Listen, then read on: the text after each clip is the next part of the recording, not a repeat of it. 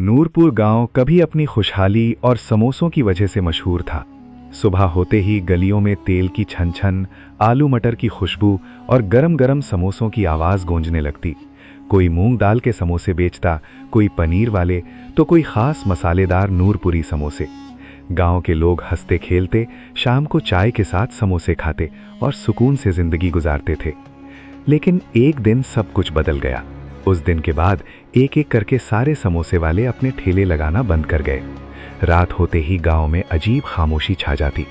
कहा जाने लगा कि अंधेरे में एक भूत समोसे लेकर घूमता है। वो हर घर के सामने रुकता, समोसों की ऐसी खुशबू फैलाता कि दिल बेकाबू हो जाए। जिसने भी वो खुशबू सूंघ ली वो बाहर निकल आता और फिर कभी वापस नहीं आता। इन्हीं दिनों अहमद शहर से अपने गांव लौटा। घर पहुंचते ही उसने माँ से कहा, माँ बहुत भूख लगी है, कुछ अच्छा सा बना दो। माँ बोली, ठीक है बेटा, आज देसी घी मटन बनाती हूँ। अहमद दोस्तों से मिलने निकला तो सबने उसे शाम होने से पहले घर जाने को कहा। एक दोस्त बोला, भाई रात को बाहर मत निकलना, यहाँ एक भूत घूमता है समोसे लेकर। अहमद को यकीन ना आया, लेकिन जब उसने माँ से पूछा तो माँ ने भी इस बात की तस्दीक कर दी। रात को अहमद ने फैसला किया कि वो सच देख कर रहेगा। आधी रात के बाद गरम समोसों की खुशबू फिजा में फैल गई। अहमद ने खिड़की से देखा, एक साया, सर पर टोकरी, आंखें खोखली। भूत बोला, आओ गरम गरम समोसे।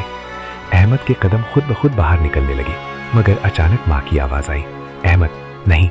भूत रुक गया और गायब हो गया। अगले दिन अहमद को हकीकत का पता चला। उसकी माँ ने बताया कि उसके वालिद करीम समोसे वाले को गांव के जालिम सेठ ने जिंदा जला दिया था और वही करीम अब भूत बनकर वापस आया था।